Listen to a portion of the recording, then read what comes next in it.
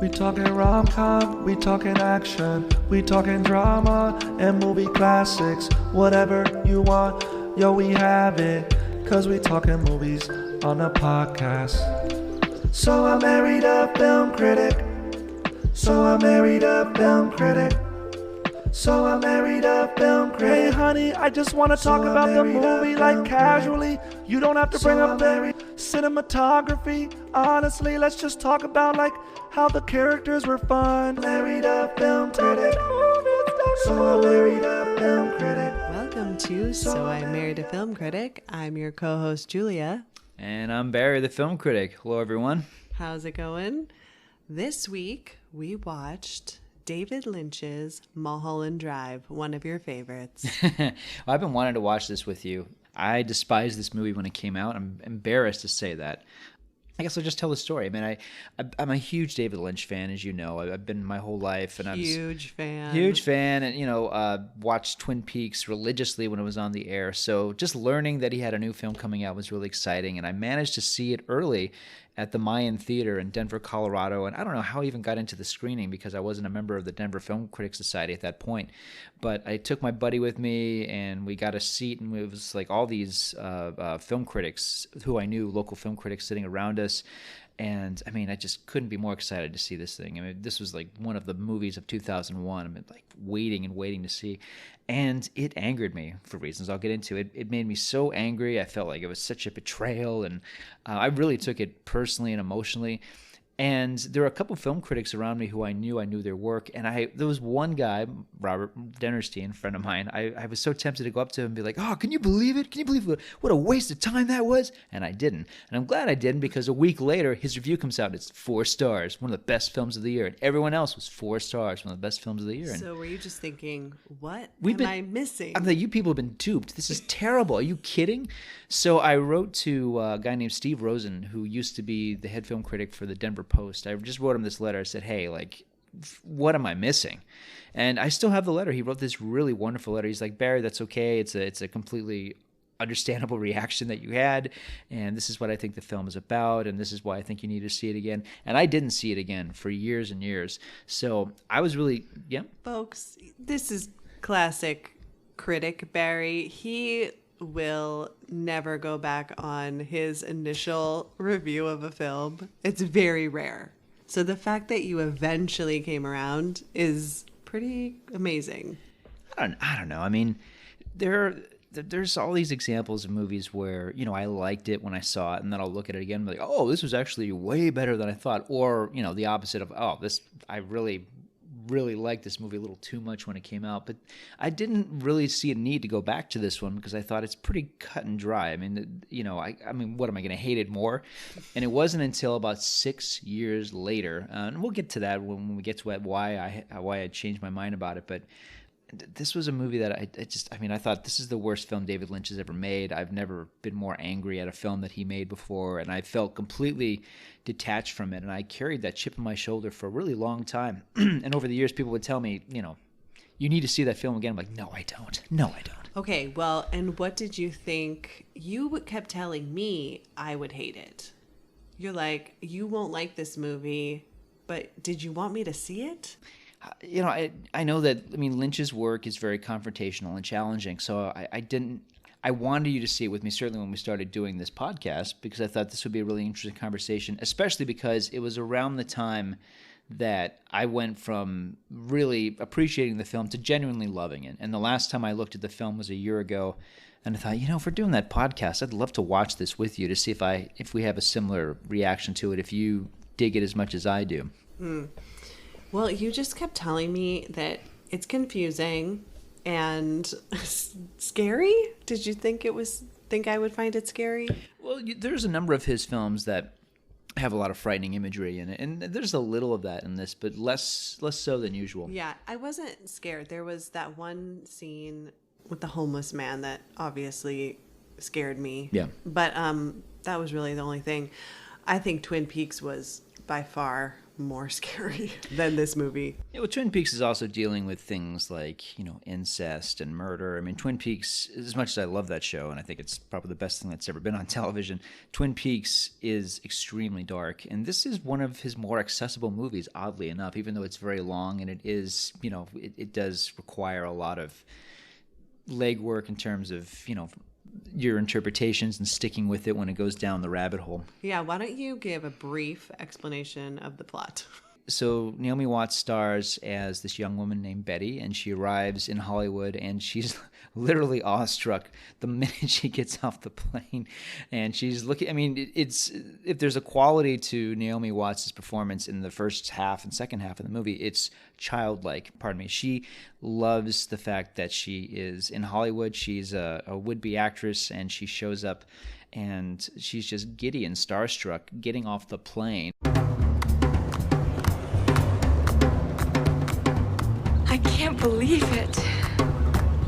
I'm just so excited to be here. I'm in this dream place. And she met this really sweet old couple that apparently she Talk to on the plane. Yeah, it was one of those relationships. So she's saying goodbye to them as she's about to, go to her place of residence. And so we learn that she is the niece. Yeah, the niece of this Hollywood worker. We don't know if an actress or production designer. Who knows what she is? Yeah, but in any case, the aunt is out of town making a movie, and Betty gets to stay there. And while she's there, she has an audition that's been set up that her aunt arranged for her. So it's pretty sweet. She's there all by herself in this awesome apartment. Yeah, really wonderful, and she even has a good landlord, which from my own experience, I can't even tell you how rare that is. If anything makes this movie a fantasy, it's that aspect right there. And she thinks that this is pretty ideal until she realizes that there's somebody else in the apartment with her, and it's a woman who we met a little earlier in the film, a woman who, I'll just say Rita. That's the name that she goes by for a while. Rita, played by Laura Herring. Rita is a car crash survivor, and she wandered out of her limo in a bloody daze, and she managed to find herself just wandering into this apartment complex and staying there. Well, it's a really weird car crash because at first you think that the driver and the person in the passenger seat are going to shoot her. And because they stop, and she goes, "No, we're not supposed to stop here." And he gets out of the car, pulls a gun on her, and then these wild kids are driving down Mulholland Drive or up, I don't know. Wild hooligan kids? Yeah, definitely. They're taking up both sides of the road. Yes. And one of them just heads It's like a chicken collision. run from the 1950s. It's one of the many touches that this movie goes, isn't the 50s? It's a contemporary film, but it has a real 50s kind of feel to it. Yeah, so she gets out of the car and wanders down into Los Angeles and just happens to fall asleep somewhere, wakes up, then sees that Betty's aunt is leaving and sneaks into her apartment. Yes. Thinking that no one will be back, probably for a long time. And the gag for a while is that Betty thinks that this person is a friend of her aunt's, and that, this is a friend. She didn't tell me that you were staying here. And Betty is so sweet and earnest. She, it's a while before she catches on, this person has amnesia. This person shouldn't be here. This is a strange person who just wandered in here. Hi. Do you work with my aunt? No. I'm sorry. It's none of my business. She has pretty red hair. She's letting me stay here while she's working on a movie that's being made in Canada, but I guess you already know that. Well, I couldn't afford a place like this in a million years. Unless, of course, I'm discovered and become a movie star. Well, of course, I'd rather be known as a great actress than a movie star. But, sometimes people end up being both, so that is, I guess you'd say, sort of why I came here. I'm sorry. I'm just so excited to be here. I just came here from Deep River, Ontario, and now I'm in this dream place. Well, you can imagine how I feel. So so that's the setup. So it becomes something of a mystery because Betty is helping Rita figure out who she is, who her identity is. And by the way, Rita comes to the conclusion that that's the name she's using because there's a poster of Gilda, the Rita Hayworth poster, on the wall, and she sees the poster and goes, "Oh, okay, I'm Rita," so I'll tell her I'm Rita. Yeah.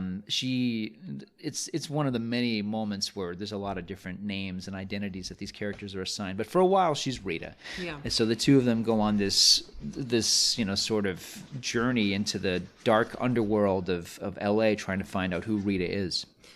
Yeah, so we should probably say there will be major spoilers if you haven't seen this movie. But because the movie is so highly open to interpretation, I don't know if any of the spoilers really apply. But yeah, but nevertheless, just so you know, there will be some spoilers. And you know what? I mean, I'll just say quickly, man, I love this movie, and I suspect a lot of people love it too. And if you haven't seen it, it's a great journey. So yeah, by all means, hit stop and then come back after you've seen it because you don't want to spoil the film.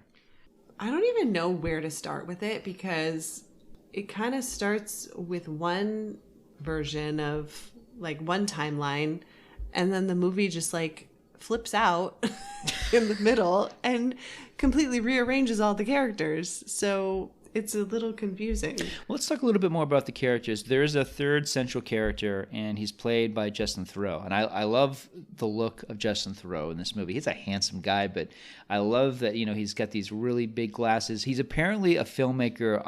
A director. Yeah, a director on the line of, like, David Fincher. He's a visualist. He's in demand. He's done enough movies that he has, like, this amazing house in the hills. And we meet him probably in the worst day of his life. He's found out that, and we're discovering this. His movie is being recast. His movie is being recast, and not only is it being recast, but there is something about underground mob tie that's controlling the casting of this movie. And it's intriguing because it's not simply like, okay, it's like a mob group or like it's almost like an otherworldly mafia group.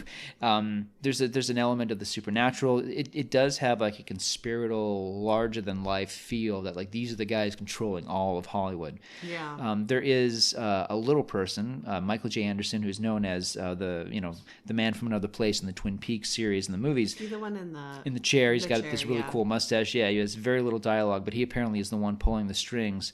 But you don't know why. You don't know why. It's vague, although it's visually fascinating. His scenes are basically begin and end with lighting that goes up and down.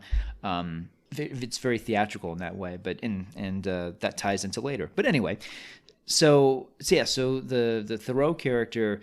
Not only does he realize that this movie is being taken away from him, he has to cast a certain actress named Camilla Rhodes. He has to, or something bad is going to happen to him. All of his funds have been taken away from him. He's living in squalor. He goes home and he finds out his wife is having an affair with Billy Ray Cyrus, which is fantastic. Billy Ray is playing a character, of course, Gene, clean Gene, the pool man, which I love. Clearly, Lynch had a lot of fun writing that, and that sequence is a lot of fun because it is the whole cliche of like, this is what it looks like, and in this case, the pool man and Theroux's wife are just laying in bed, they're like, hey, how's it going? Like, this is what it is. Yeah. And we're not hiding it. Yeah, and Theroux takes all of her jewelry, puts pink paint all over it, which is a bizarre comeuppance, and then Billy Ray Cyrus proceeds to beat the crap out of his achy breaky heart. Yeah, it's great. Yeah. And then he has to go to a hotel, and then there's some weird scene with a hitman. The cowboy. No, not the cowboy. Which scene? The failed hitman. Oh, they're going to that scene. Yes, that's awesome. Keeps messing up.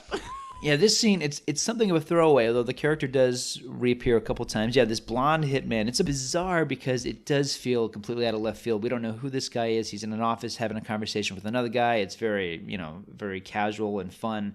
And then it seems to have to do with the casting of this movie, though. And then we realize that the guy sitting at the desk has a very important book, so the hitman takes out his gun, shoots him. Not realizing, he shoots him, then his gun... To make it look like a suicide. Yeah. So the gun then shoots somebody on the other side of the wall by accident. So it becomes like this whole slapstick comedy of errors. A farce. Yeah, it's wonderful, and it gets bigger and bigger. It's a crazy scene. Lynch has done a few things like this. In the Twin Peaks: The Return, which came out about 3 years ago, there's a similar scene to it. But yeah, it's pretty remarkable, and it makes the character is a despicable hitman, but the fact that he's a klutz. Yeah, the fact I was that always he's happy like, that they go back to him. Man, Yeah. like I can't believe I accidentally shot another person. Yeah, it's great. I love that. Yeah, because again, it feels like a total throwaway. It does end up going somewhere, and then meanwhile, Thoreau has a meeting arranged that he's going to meet this guy referred to as the cowboy on his range. And the cowboy, again, he obviously has very underground mob ties. He's very well connected, but he's presented more as it's almost like the appearance of the devil, really. I mean, it's The cowboy? Yeah, it's more. It feels more supernatural to me than it does, a character that exists in the real world. At least that's how the scene felt to me. Howdy. Howdy to you. Beautiful evening. Yeah. I want to thank you for coming all the way up here to see me from that nice hotel downtown. No problem. What's on your mind? Well, now, here's a man who wants to get right down to it. Kind of anxious to get to it, are you? Whatever. Man's attitude goes some ways, the way his life will be. Is that something you might agree with? Sure. Now, did you answer because that's what you thought I wanted to hear? Or did you think about what I said and answer because you truly believe that to be right? I agree with what you said. Truly. What'd I say? That a man's attitude determines to a large extent how his life will be. So since you agree, you must be a person who does not care about the good life. How's that? Well, stop for a little second and think about it. Can you do that for me? Okay. I'm thinking. No, you're not thinking. You're too busy being a smart aleck to be thinking. Now I want you to think and stop being a smart aleck. Can you try that for me? Oh, really? I just thought he was like, I'm a cowboy. I have a corral at the top of this street. You come to me, and I'm going to threaten you, and you're going to do what I say. Basically, he's like, you have to cast Camilla Rhodes. And if you do, you will only see me one more time. And if you don't, you'll see me 2 more times. Dun, dun. Yeah, and it's cool. Like, just like the main villain, the main mobster villain, who is very vague and mysterious, the cowboy appears and reappears where the lights flickering on and off. So it does feel like almost like the arrival of like a UFO or something. It's very strange and, deliciously so. So, gosh. Okay, I think we need to go back to Betty and Rita. We absolutely do. I mean, the movie goes back and forth. I mean, Betty and Rita are the central, but yeah, there are all sorts of characters in this world. Betty. So then they go to Betty and Rita. Rita's helping Betty with her lines, and so she's practicing this scene. And it's like, I can't, you can't be here. My father's gonna hear about this. Blah blah blah. And then she says, okay, I'm going to go to my audition. Mm-hmm. And then when I come back, we're going to go and figure out this mystery. Like, they were going to go check out this apartment because she had remembered a name or something. And they looked it up and she's like, let's just go to this apartment. So I found this audition, though, fascinating.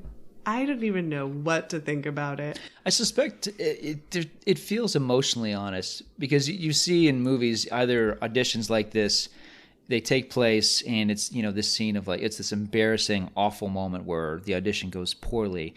Or it's certainly in the case of this case, not only does the audition go well, but clearly there is such sexual chemistry between Naomi Watts and the guy Betty, and the person that she's reading with. It becomes like this full-on makeout session. It's a very telling scene, I suspect, in light of the Me Too movement. It's definitely a scene that people will look at and go, yeah, this is like what's wrong and creepy about so many of these kind of scenes where you're you're auditioning, you go into this room, you meet someone you've never met before, and you have to do this makeout scene in order to prove that you're worthy of being in this film, that you have chemistry with your co-star. Well, it kind of felt like they had planned, like the guy she was supposed to audition with, I think he was kind of like, oh yeah, I'm going to just like give it to her, it's going to be like... Yeah, and she more than holds it her own. And she just kind of flips it and like takes the control. Yeah. And like, I think she just... I mean, he seems like, whoa, what just happened? Yeah. Yeah, and by the way, I mean, Watts is amazing in this film. I mean, scene for scene, I mean, I like her work. I mean, she's done great stuff. I don't know that anything she's done since is on the level of this film. And and it's also just to stop talking about the plot for just a second. There's an autobiographical quality to it. I mean, she was starving and struggling to find a good role, find good work. I mean, she famously said that had the Mulholland Drive audition not gone well, she would have gone back to Australia. Like she was very much Betty. Yeah, she was very much like this character. Yeah, so I think. I think the character's just ability just kind of punch forward through life, but also this the vulnerability there was really who she was at that time. Yeah, I mean, I was just amazed at her ability to play that scene with Rita and then go into this audition and play it 180 degrees different. Yeah, I mean, forget about the whole thing about what the scene meant, like politically or whatever. I was like, wow, she's amazing. Yeah, it's an interesting scene because I think it says a lot about how these sort of things go down in Hollywood. And you'll be in a room where the script reader is disinterested, the director is bored, and people have been watching different actors and actresses go through the room all day. So yeah, it's riveting stuff.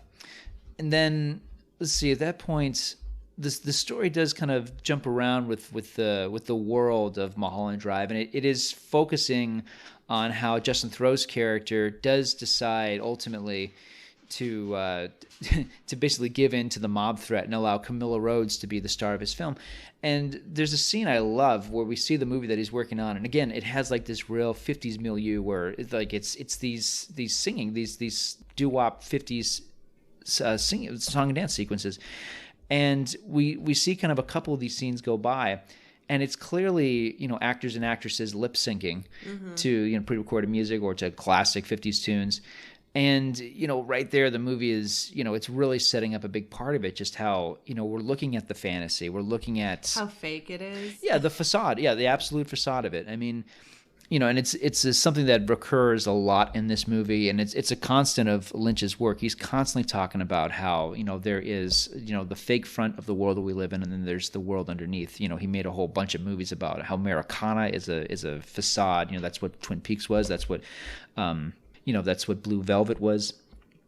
And in the case of this film, I mean, it's this movie's bookended between Lost Highway and Inland Empire, which are two other films about the fakeness of movies. And, he's doing what Jean-Luc Godard did, which is that he's making films about, just the artifice.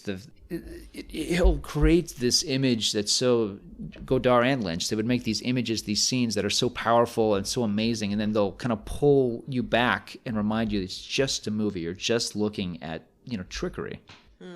Yeah, that's true. I didn't even think about that. Well, I want to go back to then Betty and Rita go to Diane's apartment. Yeah. So Rita remembers a name, Diane Selway, and so they look her up and they find one and they go to the apartment and they think that these guys are, waiting for somebody out front. So they're kind of sneaking in. It's very Nancy Drew. So they end up finding the apartment.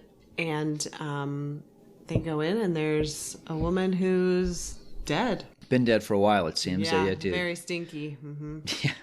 Yeah. So it's a horrifying moment, and from there, Betty and Rita go back to her apartment, and they're kind of looking at the clues that have been left behind, and there's a eerie bit of foreshadowing. They're aware of this box with this key, but they're not using it. Well, they're aware of a key. Yeah. And she has a ton of money. Yeah. Yeah. Yeah, so there is this dread that It does feel like the movie is boiling towards something, but we don't know what, because you don't get the sense of like a, you know, of a presence of somebody coming after them. That is in the Justin Theroux subplot. With these women, it's a sense of like, okay, like what are they trying to find, and what is the threat, and how dangerous is, you know, Rita's past? But it's removed from the underworld aspect, which is the Theroux subplot. Yeah. Okay, so then after that, is this like where Rita and Betty? Yeah. Okay. So, okay, I was Good hand gesture, by the way. Yeah, sorry. I was telling Barry earlier that this is probably the scene where I was like, something feels very not real about this storyline. So, you're referring to Rita and Betty having a sexual relationship. Yeah, hooking up. Yeah. So not the way that it happens, but once they start, you know, kissing and everything, Betty just goes, "I'm falling in love with you. I'm in love with you." And I was like, "You've known her for 2 days." Fair enough.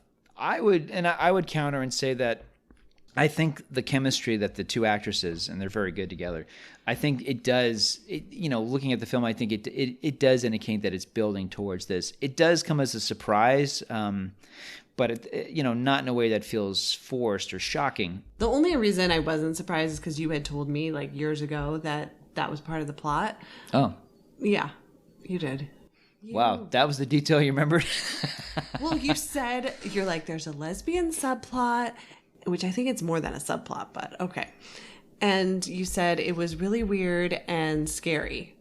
Okay. That's kind of how you described it like years ago, and I was like, okay, do I want to see this movie? Well, you know, to be clear, I don't even know if it's a lesbian subplot. I mean, I don't know if they're lesbian or bisexual, because there's clearly a lot going on with the Justin Theroux character, his attraction. You know, we'll get into that.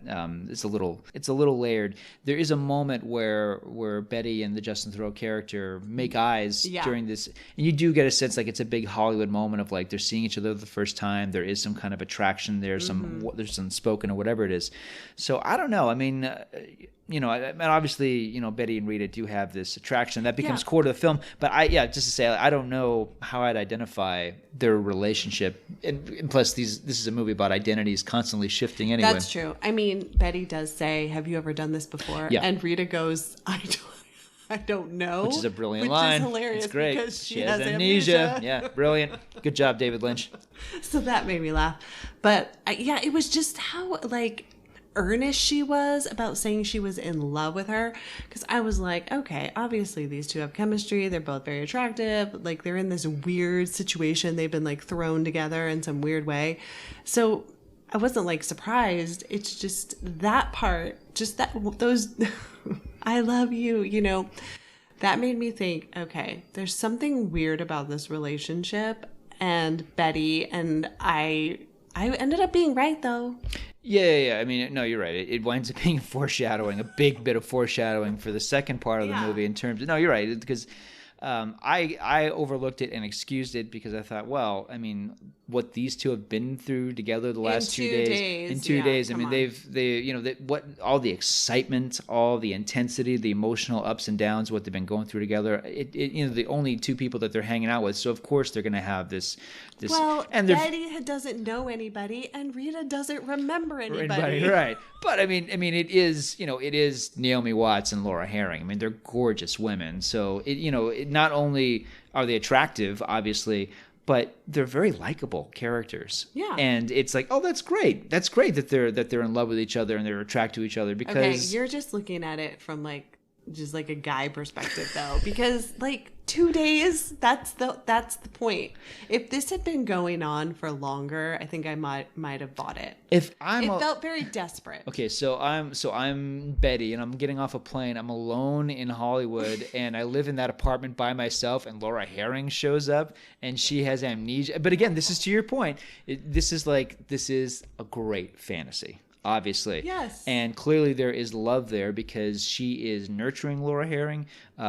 Rita, she is everything. Rita absolutely needs her. They need each other. Yes, very much. Version. Yeah. Of the storyline. So obviously, not love in a traditional sense, but this is a relationship that absolutely works.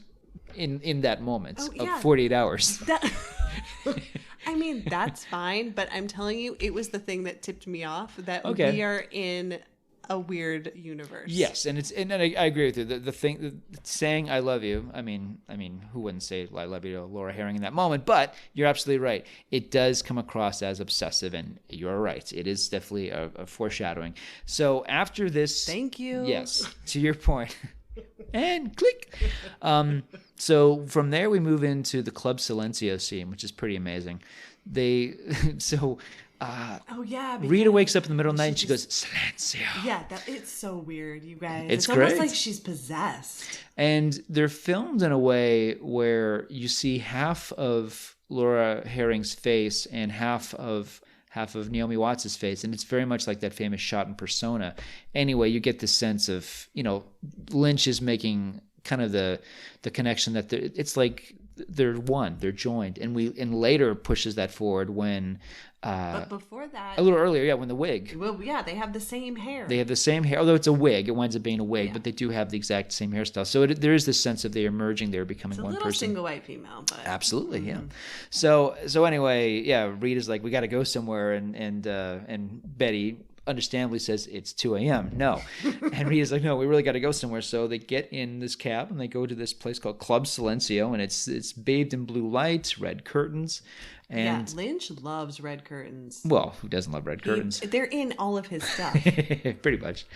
Yeah, so it's a club in which and forgive me, listeners, this is better seen than described, but it's a club where it's a musical performance in which the artists tell us over and over again everything you're seeing is a recording. It's pre-recorded, and it's very elaborately choreographed where characters come on stage playing an instrument and they quickly reveal that it's all recording, and then The facade. the facade of it, yeah, again, playing completely into that theme that the exterior is beautiful and exciting and exhilarating, but underneath it's all fake.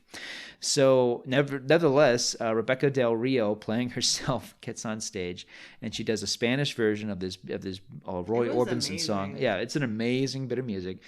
And one of the things I loved about it, and watching it with you the other night, I was very moved by Lynch's decision to stay on the actresses' faces because they're crying. They're so moved by the music, and it's not. It's in earnest. It's not making fun of them. It's not meant to be a joke. I mean, the two characters, Rita and Betty, are so moved to tears by this performance. It's this really tender and very transparent emotional moment. I love it because it's if anything, that's what's real about that scene. Yeah, so I don't understand why. Is that where she gets the box?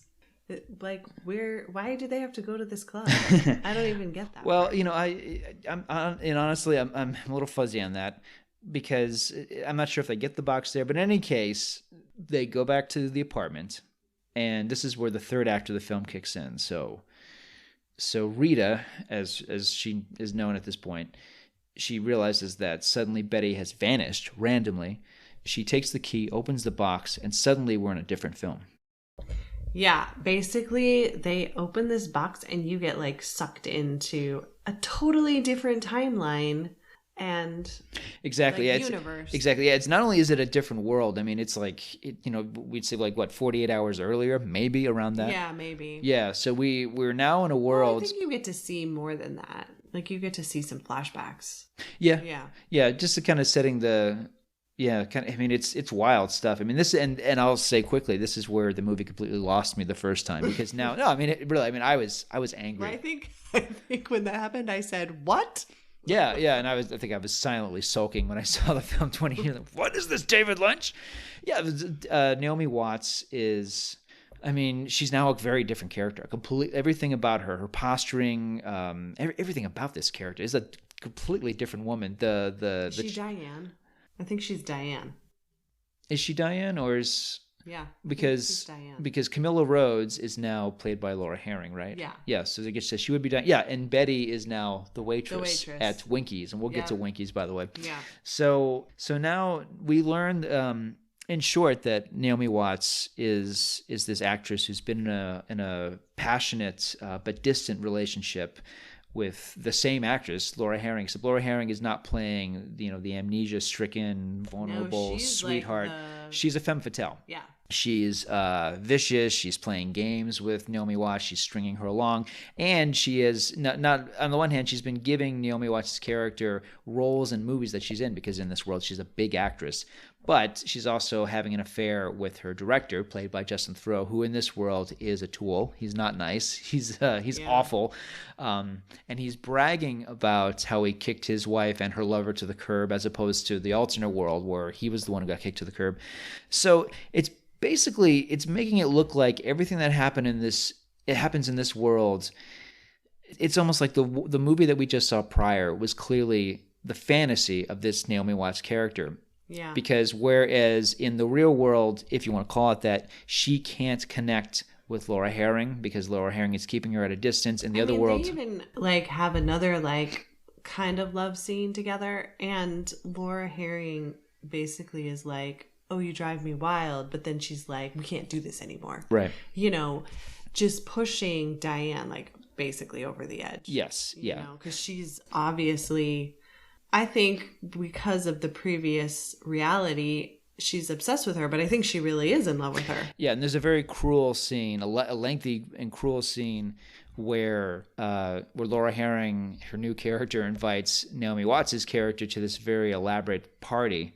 And Diana uses the moment to announce she's going to marry her director. And Camilla is using the opportunity to announce that she's going to marry the Justin Theroux character. And it's clearly a moment that they're just giddy about because they're able to just crush Naomi Watts right in front of them, with all these famous people around. Yeah. And then she also kisses another woman in front of Naomi Watts' character. Which is fascinating because that woman in the alternate world was this actress who the mobsters were trying to bring to prominence. So it's fascinating how these characters that we saw in, kind of walking by us earlier, these characters are now become prominent. The cowboy is now just a random figure. Angelo Badalamenti, who is the composer of this film, he's also the composer of, Blue Velvet, Twin Peaks, most of David Lynch's prior films. Badalamenti, he played the mobster in the first version of the film, the one who drinks the coffee and spits the coffee out. And in this world, in the real world, so to speak, he is just a figure in a restaurant watching this whole thing go down. He seems almost like a sympathetic, normal person, whereas in the other world, he was like this. So you really do get the sense of we're seeing maybe the first version,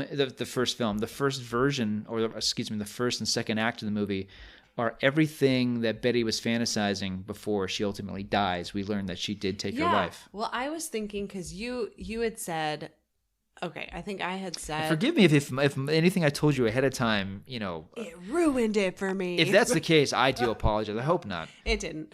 But I said, I think everybody who was a nobody becomes a somebody in Diane's fantasy world. Mm-hmm. And the only thing you said you couldn't figure out was the old couple, which we'll get to. But yeah, I think that she was tired of being treated like crap and, not getting the parts she wanted, not getting the girl she wanted.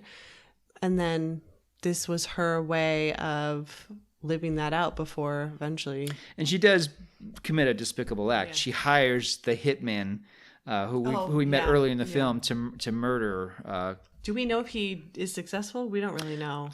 I assume he was, but I don't know. And either way, I mean, I think we could interpret that whether he was successful or not. And I think he was because he left the blue key. The blue key was the indication. The blue key, that's in any case, just knowing what she did obviously is something that breaks her. She does, this is a horrible act, and we're kind of seeing the way her mind is breaking down after this event. And we're also, as you've indicated, in this world we're seeing that characters who are kind of bit players in the first version are just regular people. In one case, there is a homeless man who is behind this diner, which we'll get to later, and Yeah, should I talk about the winky scene? Well, talk about the winky scene because I don't even know what it means.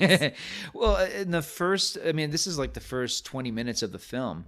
There's a throwaway scene, and I hate to even refer to it that way, but there's a sequence where two men are in this diner that's referred to as Winkies in the film. And it's established that the one man tells the other that he had a nightmare, that he had a nightmare about this terrible presence that is in this restaurant. It's behind the dumpster, behind the restaurant. It's kind of embarrassing. Go ahead. I had a dream about this place. Oh, boy. You see what I mean? Okay. So you had a dream about this place. Tell me. Well, it's the second one I've had, but they're both the same. They start out that I'm in here, but it's not day or night. It's kind of half night, you know? But it looks just like this, except for the light. And I'm scared like I can't tell you. Of all people, you're standing right over there.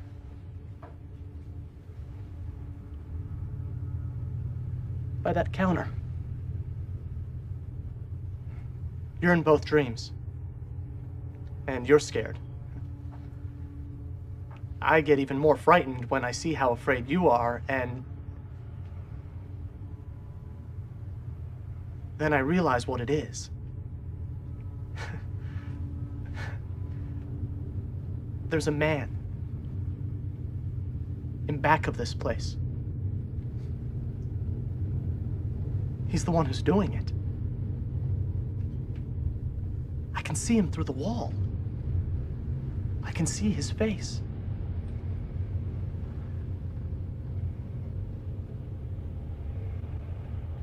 I hope that I never see that face ever outside of a dream. And it's, and it feels almost like a setup for a punchline, but you realize it's very creepy because the film is playing the scene completely seriously. And as the scene progresses very slowly, the sense of dread just builds and builds and builds until the two men go into the back of the restaurant and realize that there is this presence behind the dumpster, and it looks like a wicked witch from a grim fairy tale. The one man absolutely passes out, and the movie periodically returns to the Winkies site, and it's especially intriguing because in the first act of the film there is a lovely waitress who you kind of wonder if she's going to play a bigger part of it, and then in the second part of the film she's still there, but she has a different name tag, something of a different person. So we're seeing how, we're living it. We are tourists through two very different worlds here, where there's very different rules with each of the world. And the thing that I've said I can't quite make a heads or tails of, and I'm okay with that, is this old couple. Because when we first meet this old couple briefly at the beginning of the film, you're not sure if they're Betty's guardians, and we realize, oh, this is just a really nice, supportive, enthusiastic couple that met her on the plane. And at the end of the film, they reappear, but they're the size of a thumb. They're smaller than that. Smaller than that. They're living in a little paper bag that the homeless person has behind them at Winkies. I realized yeah, that. it's bizarre. And then they reappear, manifest themselves, and they're taunting Naomi Watts' character. Yeah. And it's a very Lynchian thing where they're smiling loud, like and they're chasing her and she's screaming her head off. They are like this nightmarish aberration. I don't know if they're meant to be an indication, like a visual of, this is the hope lost, her dream is lost, and they're an embodiment of that. I don't know. But in any case, after being chased around the room by the scariest geriatrics in cinema, she does take her life. Yeah. Well, and even it was weird, and I should have realized this at the very beginning of the movie, that it was a weird reality, is the old couple gets in their cab to drive off from the airport, and they're just in there like grinning like, huge Joker grins. Yeah, like the creepiest smiles you've ever seen, and he lingers on them for like he does a long time. Lynch lingers on it so that we take in the moment, and I don't know quite what they mean. And by the way, listeners, I'm not going to claim that I know any of this stuff. I mean, this is a lot of it is interpretation. A lot of it are theories that I've read that people have told me. I'm okay with the unknown. You know, it's not it's not just ambiguity. I mean, it's a puzzle. It is a puzzle. It's a lot of abstract imagery. It's a lot of ideas that, you know, are perhaps metaphors or symbols, and I'm okay with that. Because over the years, I've had a lot of people say, like, this is exactly what that scene in Twin Peaks means. This is what it means. Okay, this is what the Red Room means, and this is what this means. And I'm okay with dream logic. I'm okay with, you know, it being a bit fuzzy. With Mulholland Drive, I do feel like Lynch is centering in on core themes and ideas, as he always does. As I know, I've told you and many people, I've bored people about this. Lynch, I always say Lynch is an artist first and a filmmaker second, and you need to look at his films that way. You need to look at his movies and just be ready to go to those places, because his films are challenging, because he doesn't think the way anybody else does, and he puts these details in his films, whether it's a character detail or a visual detail, that, you know, is more dreamlike than literal. But his movies are getting into your subconscious in a way that's, you know, if it's working, his movies are playing around. You'll look at his films and go, yeah, I get that, because I've had that dream. I've had that vision. My mind does work that way, you know. Mm-hmm. And I think this film is especially strong in terms of really centering on some core ideas, again, about the facade of the entertainment industry. But also just, you know, the heartbreak of not finding reality in a business where everyone is creating their own reality. Mm-hmm. I think that's kind of the horror of Betty's life, is that she wants something real, and she's excited by that possibility. And in Two Worlds, she can't quite find that. Yeah, that's really sad. Yeah. No, it's tragic. It's a very tragic story. But you know what? And to kind of center around the story of how I grew to love this film, I visited my brother Marty, producer of this show. Hey, Marty. I visited my brother Marty, who's a filmmaker, lives in California. He lived in Los Angeles for a while, and I would visit him. It was around like 2007, 2008, 2010, a couple summers. I'd come and visit him for a period. And one thing I learned very quickly from his experience and kind of, you know, meeting his friends and, you know, actors and filmmakers and writers, is this whole thing of like a bus pulling up and, you know, a kid from Wichita getting off the bus going, I'm going to be a movie star and I'm going to go to auditions. And I mean, that cliche is still a part of the Hollywood life. It still happens. It still happens. They go to Stella Adler. They go to, you know, a teacher, you know, a school that teaches Uta Hagen or the Stanislavski method. You know, they're going, you know, they're just spending all their time going to auditions, audition after audition, and they're getting turned down. One of my favorite experiences, I'll say this really quickly, and hopefully Marty won't mind my saying this. He filmed a scene. He was making an independent film, and it was in this house, this really nice big house. And we got to this house, and as soon as I entered, like, man, there's like young actors in this house everywhere. I realized that the lady of the house, who is a character actress, and I won't say who she is, she's done some really good work. She had this really nice house, and she basically had all these actors living there, because it's like they were like squatting, not in like you know, in some kind of disreputable sense. I mean, they're probably all paying rent, but I mean, every inch of this house, whether it was a couch or like a corner of the wall, there were sleeping bags. They're like typing their screenplays. They're rehearsing their lines. I mean, it was like, you know, it was like a actors commune, yeah, community, absolutely. And I'd never seen anything quite like it. And she was very frankly, oh yeah, they're all some of them, they carpool together. They go to auditions in the morning. You know, it's pilot season, so that was fascinating to see. And I mean, this was 6 years after this film came out, and it really made me realize, like, yeah, that, you know, Betty's, you know, idealized sense of like, I'm gonna make it, like, that's still a part of the lure of Hollywood, and that's how a lot of people get sucked into all sorts of things. Yeah. And I'll say quickly, the thing that made me love this film, it's true. While I was out there that very first time visiting my brother, and I got to be the boom mic operator for a film that he made. He took me to this restaurant. I didn't know where it was. He had been taking me to different locations from movies. And he does that every time I visit him, and I love that. We're in this really dumpy restaurant. You know, it's the kind where, you know, I love it. Like one of those diners that's been around too long. You put your arm on the table and it kind of sticks to the table. It's like a real greasy spoon diner. And Marty goes like, "Do you recognize it? Do you recognize it?" I'm like, "No, I don't know what." And I come up with like 20 movies. I'm like, "Is it from this movie? This movie?" And I'm wrong. And he goes, "No, man, Mulholland Drive. Remember the scene with the two guys?" I'm like, "Oh, wow." Winkies. Yeah, it's where Winkies was. I don't know if that place is still there, but I gotta say it was uncanny. I mean, it looks like. It was like being on the set. It looks exactly like it does in the film. And he had a friend of his. Wow, I can't believe he didn't get it right then. What? Oh, well, at this point, I had seen Mulholland Drive in 2001, 6 years earlier, and I didn't like it. And I had not revisited it. I mean, for me, that was that movie. Like, I don't want to see that. So we're sitting there. Marty and his buddy, they pull up. I think they pull up the scene and the dialogue on their phone. So we do like this reenactment of that scene, like a photo reenactment of it. And it's on his site. The Films Have Eyes, so you can see our uncanny, spot on reenactment of that scene. But we did it, and it was fun. And I remember the scene. It's a creepy moment in the film, and that was so. When I came back to my home after visiting Marty, I revisited the film for the first time since I'd seen it, and I just thought, man, I was wrong. I was really, really, really wrong, and I was embarrassed how wrong I was. Like, God, like I get it. I mean, on the one hand, I think my indignation was earned because it said a lot about how invested I was in the characters. Yeah. So to have these characters that I really grew to love, because the first part of the movie, let's be real, it's a different film. It really grabs you Yes. and takes you in, and you're like, okay, she's gonna help Rita find her identity. Yep. We're gonna figure this out. Oh, now they're a couple. I mean, you're kind of like really into this narrative, and then poof, it's gone. Completely gone. And you're watching a different film.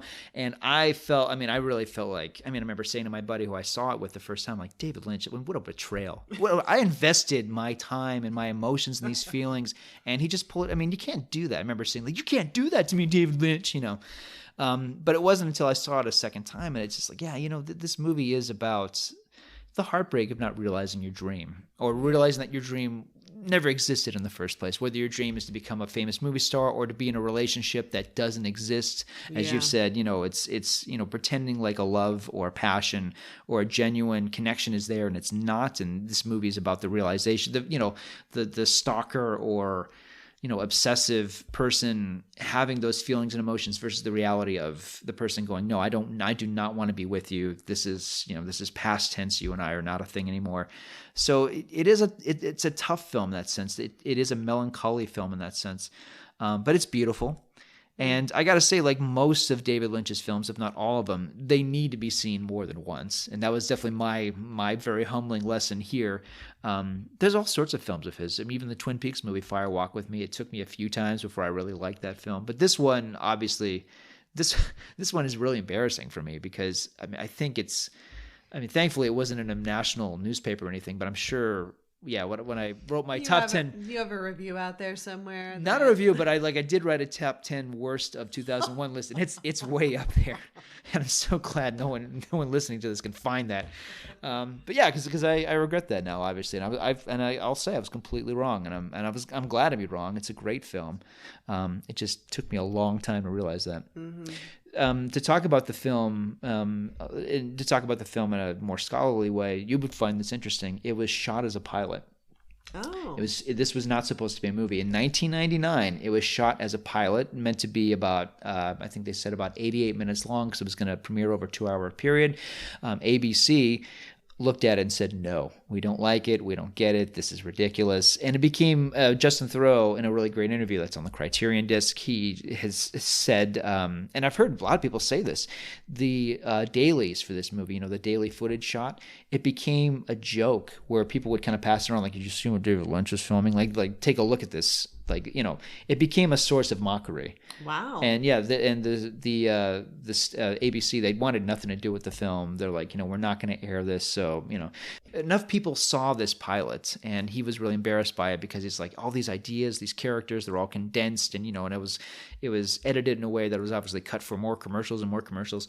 A French investor saw the pilot and said, hey, I've got the money. if you want to like expand this into a film. So Lynch, after like a year of nothing, a year of being told that this thing is not going to get picked up, he calls the actors and was like, good news, So he got everybody back? Everybody back. Wow. And it became, not only did it become a film, excuse me, it became a hard R-rated film, with sex and nudity and violence and all this stuff you can't show on TV. And he's like, I'll show you guys. Yeah, screw you, ABC. And apparently, according to those who've seen the pilot, I've not seen the pilot. I wonder if it's flying around there on YouTube, as some indicate that it might be. Apparently, the pilot ended with Laura Herring, her character Rita, opening up the box and the close-up of the box, and that's it. So that's what it was. So Lynch, everything that happens afterwards, this whole that's what only the first part? Just the first part. So Dang. yeah, what they say is that the fact the film is so well-rounded that these characters actually connect in different ways, that came afterwards. Although Lynch won't talk about that because he wants it to be seen as is. Like everyone involved says, like, don't look at the pilot, ignore the pilot, just look at the film. But yeah, I mean, it's pretty amazing. I mean, so, pilot was shot in 1999. This movie premiered at the Cannes Film Festival in 2001. It won the Best Director Award. Cannes Film Festival, I mean, it's the Olympics of film festivals. It was a tie with the Coen brothers, which is insane that those two won. Like, they tied for Best Director. And the film became one of the most celebrated films of Lynch's career. Excuse me. It's considered the best film of the last 20 years. I mean, it keeps popping up on lists. Like, the best films of the 21st century. It's always on top. And it gave a newfound appreciation for him. I mean, Naomi Watts used this movie. I mean, she went from Mulholland Drive to, The Ring to King Kong. I mean, it absolutely launched her career. Yeah, it did launch her career. Yeah. And, okay, so I actually liked this movie, even though you didn't think I would. That is a shocking twist. I wasn't expecting you to like it. I'm glad you do. I wouldn't say I loved it. I do. David Lynch is hard for me. His imagery, sometimes it just like really freaks me out. And I don't like some of the things that I'm like, oh, I don't want that stuck in my head at night. It's like nightmarish, you know? Sure. Yeah, literally. So I don't enjoy that. But I think once like we started talking about it and I started thinking about it, just, yeah, like everything we've already talked about, if I can make sense of it in some way, then, and it's not just, ooh, dream logic, cool. Like it can't just be that for me. Or no, that bothers me. Okay. You're okay with it, but dream logic has to have a point. I'm just okay with the great unknown. I mean, Stanley Kubrick did a film called 2001: A Space Odyssey. There are literal interpretations of everything that happens in the last 10 or so minutes of that movie. And I've never been interested in any of that stuff. And I've read it, and I don't care because we're not supposed to know. It's supposed to be different for everyone. It's supposed to have a different psychological effect on people. And I'm okay with movies doing that. I'm okay with that. But you don't like ambiguity. No. Anytime a movie ends with an ellipsis, you don't like that. At the end of this movie, I said, oh, what just happened? But once I thought about it, I could make sense of these two storylines, because I think everyone can relate to having a fantasy of what you think your life is going to be like, yes, and then the reality of what it actually is like. Yeah. Unfortunately for Diane, her fantasy and reality were just too far apart. Yes. To even remotely be able to come true, which is really sad. Hopefully the reality of your life and what you hope your life will be, like, hopefully those pictures are like closer together for you, and then that would be great. But for her, it was not that way. For me, I want to live in the idea that the first version of the film, or rather, not the first version, excuse me, the dream first act of the movie is the reality. I would love to believe that universe exists somehow, somewhere in the way that movies exist in our minds, in our imaginations, or they exist whenever we just hit the play button and a film starts for us. So you want to think that the first part was reality and maybe the second part was her nightmare? Absolutely. I'm okay with that. Oh, see, I think it's the opposite. The movie to compare this to, there's been a lot that people have mentioned, but I think The Wizard of Oz is the movie.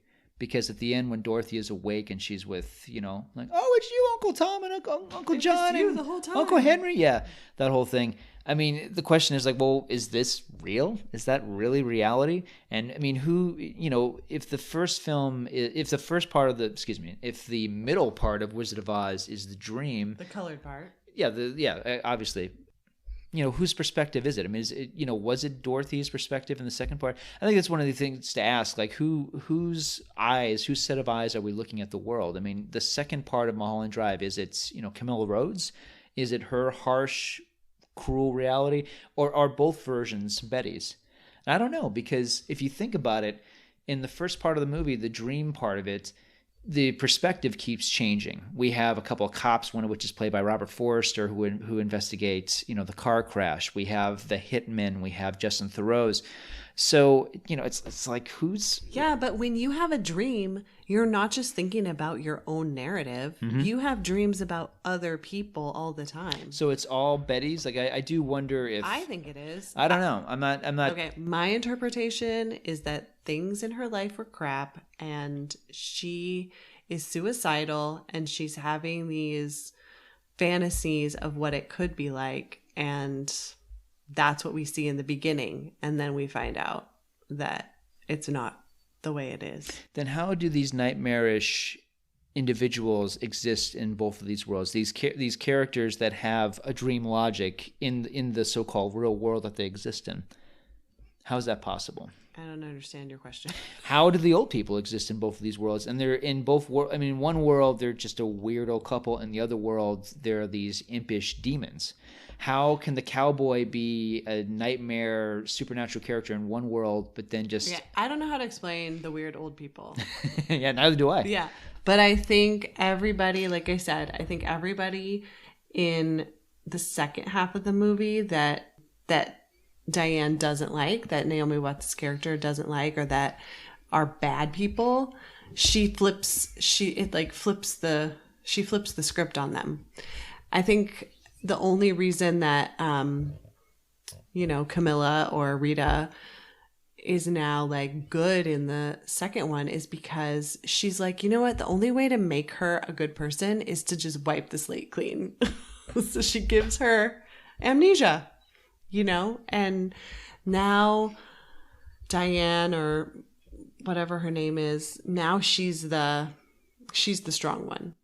The first film is like a stalker fantasy, isn't it? Yeah. It is, because Betty is like, man, if only I could wipe her mind clean. Yep. If I was in control. If my romantic competition was an idiot who was beaten up by Billy Ray Cyrus, yeah.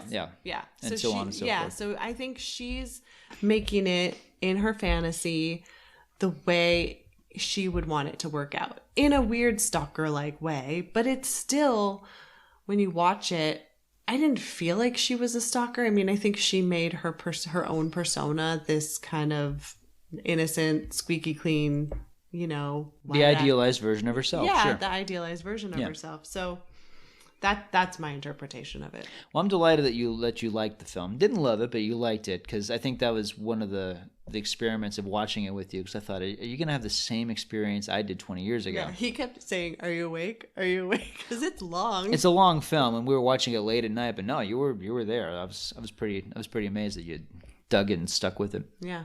Well, okay, so if you could change the ending of this movie, or any part of it, since the ending is kind of not the ending, and it all kind of swirls together, like, is there a scene that you would just do anything differently? No. You can't even think of that. No, I love the way it ends. I love that it circles back to the Club Silencio. This is a David Lynch movie where there's individual scenes of it I love so much. I love watching Justin Theroux get beaten up by Billy Ray Cyrus. I love the Club Silencio scenes. I love the audition scene. There's all the musical numbers, the jitterbug scene that opens up the movie. Yeah, David Lynch, I mean, he's given me a wealth of imagery and just, this visceral cinema that's haunted me and challenged me and just delighted me for so long. But this is a movie, I mean, there's so many scenes, so many like perfect little mini films within this movie that I love so much. Even like we talked about the hitman scene where things go badly. I mean, I love it. And of course the Winky scene, the horror of the creature behind Winkies. I love that scene too. I think it's, I didn't feel this way 20 years ago now, but I do think it's almost perfect. Wow. It's almost perfect. He said it's almost perfect. Almost perfect. Would you give it 5 stars, or would you stick? Oh, you would? I think it's a masterpiece. I do. I think it's a terrific movie. No. You guys. I mean, I went from like what, 1 star to He doesn't ever do that, and he mocks the 5-star rating. Well, I mean, I do think this is a really. I think it's one of the best films about Hollywood, and I love those sort of films, movies like The Player or Singing in the Rain. And this one is as bitter and as, in its way, grounded in the emotional reality of Hollywood. So, yeah, I think it's a valuable film, and I think it's one of Lynch's best, and I will keep revisiting it. And I'm never going to claim to understand it, but I'm always happy to find myself challenged by his work. Yeah. Well, as always, we hope you will write to us, email us, tell us how wrong we are. Or how right we are. I'll take that. And thanks for listening to this episode of So I Married a Film Critic. Silencio. That's creepy.